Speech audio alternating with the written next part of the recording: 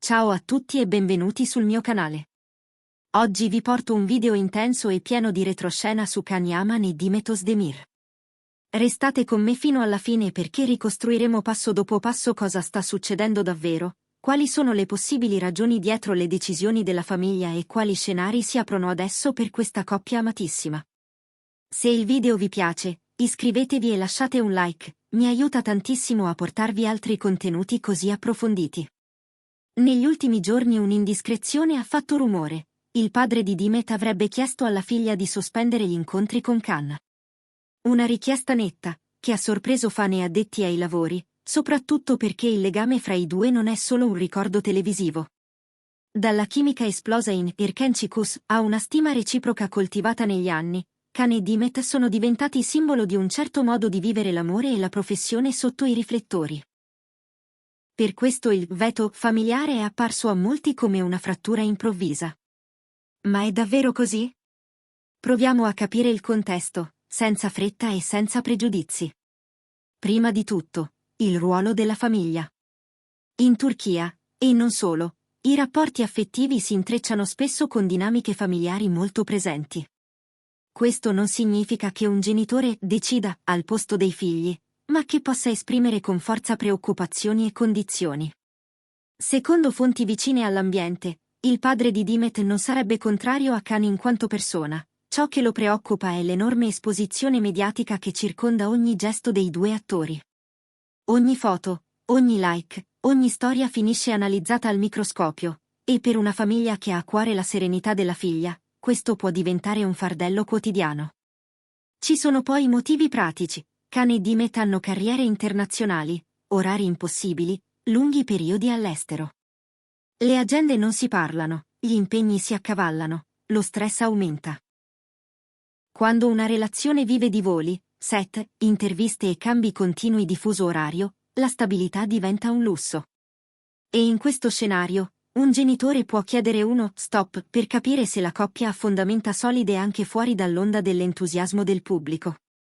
Un altro elemento riguarda la gestione della privacy. Dimet negli anni ha difeso con decisione i suoi spazi, evitando spettacolarizzazioni. Can, dal canto suo, è abituato a un'attenzione internazionale costante, eventi, fan, press tour. Due sensibilità legittime, che però vanno calibrate. Da qui, secondo chi li conosce, l'idea di mettere dei paletti, meno incontri pubblici, più chiarezza su tempi e modi, confini precisi tra vita privata e storytelling social. Un no che in realtà somiglia a un fermiamoci, parliamone, proteggiamoci. Non dimentichiamo poi la dimensione del rispetto. In molte famiglie, presentare ufficialmente un partner o condividere momenti importanti insieme ai genitori è un passaggio significativo. Se queste tappe saltano o vengono vissute in fretta, è plausibile che nascano incomprensioni. Si parla, ad esempio, di un pranzo di famiglia organizzato all'ultimo momento e poi rinviato, di inviti rimasti sospesi per settimane. Nulla di clamoroso, ma abbastanza per alimentare la percezione, da parte del padre di Dimet, che la relazione corra più veloce della sua stessa protezione. E Can? Come avrebbe reagito a questa richiesta? Chi lo frequenta descrive un uomo consapevole di cosa comporti l'esposizione pubblica e allo stesso tempo determinato a non rinunciare a ciò che conta.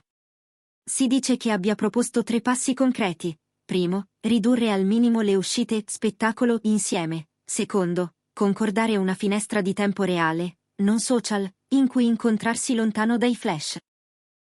Terzo, un confronto diretto e sereno con la famiglia, senza intermediari, per sgombrare il campo da equivoci e rassicurare su priorità e intenzioni.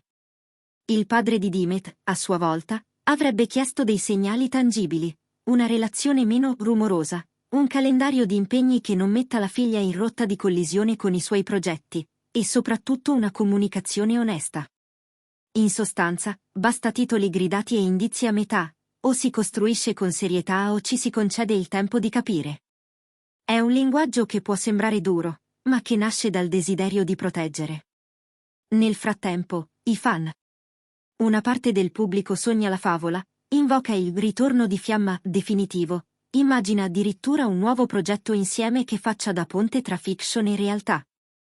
Un'altra parte chiede toni più bassi e lasciare che siano loro, Khan e Dimet, a decidere i tempi. Sui social si è visto di tutto. Hashtag romantici, appelli alla famiglia, messaggi di supporto e anche richieste di non trasformare la coppia in un reality involontario. La verità, come spesso accade, sta nel mezzo. La passione del pubblico è un motore potentissimo, ma ha bisogno di una guida responsabile. C'è poi l'aspetto professionale. Un ritorno sullo schermo della coppia avrebbe un impatto enorme: ascolti, vendite internazionali, trend globali. Non è un mistero che più di una produzione guardi a questa ipotesi con interesse. Ma proprio per questo, la linea tra business e sentimento diventa sottile. Riprendere a lavorare insieme senza aver prima chiarito la cornice privata rischia di amplificare le pressioni. Ecco perché alcuni osservatori immaginano due strade alternative, o un progetto con ruoli che non forzino la vicinanza costante, lasciando spazio alla gestione del privato, oppure una scelta radicale di non lavorare insieme per un po', proprio per alleggerire il carico emotivo. Quali sono allora gli scenari? Il primo è una pausa concordata, si interrompono gli incontri pubblici, si parla lontano dai riflettori, si fissano regole. Se la relazione supera questa prova di maturità, torna in modo più sano. Il secondo è la scelta di restare amici, tutelando anzitutto le rispettive carriere e l'affetto costruito. Il terzo, il più romantico, è un riavvicinamento forte accompagnato da un gesto pubblico misurato e rispettoso, non un colpo di teatro, ma una dichiarazione chiara di intenti, prima alla famiglia e poi ai fan. In tutto questo, Dimet resta il baricentro. È lei che vive le conseguenze delle pressioni incrociate, quelle del lavoro, quelle dei media, quelle degli affetti. Negli anni ha mostrato intelligenza emotiva, disciplina e una rara capacità di reinventarsi. È plausibile che chieda tempo, spazio e coerenza. E che pretenda, giustamente, una relazione che la sostenga, non che la consumi. Khan, dal canto suo, ha costruito una carriera fuori dai confini, imparando nuove lingue, abbracciando nuove sfide. Sa che la popolarità è un'onda da cavalcare ma anche una responsabilità. Se davvero intende esserci, lo farà non con gesti eclatanti, bensì con costanza. Un messaggio consegnato prima a porte chiuse, poi, eventualmente, al pubblico. E noi, come lettori e spettatori, possiamo fare una cosa molto semplice e molto importante: rispettare i tempi. Dietro i post, le stories e i rumor, ci sono persone in carne e ossa, famiglie che si parlano, paure che cercano un equilibrio, amore che chiede un terreno stabile. Non è una resa, è un atto di cura. Prima di chiudere, lasciatemi una domanda: secondo voi, il veto del padre è un muro o un invito a costruire meglio? Pensate che un periodo di silenzio pubblico possa aiutare Khan e Dimet a ritrovarsi davvero? Scrivetemelo nei commenti, leggerò le vostre opinioni e ne parleremo nel prossimo video, perché questa storia non finisce qui. Può cambiare forma, può trovare nuove regole, ma continua a farci discutere perché, in fondo, parla di equilibrio tra sogno e realtà, tra palco e vita. Grazie per aver visto il video fino alla fine.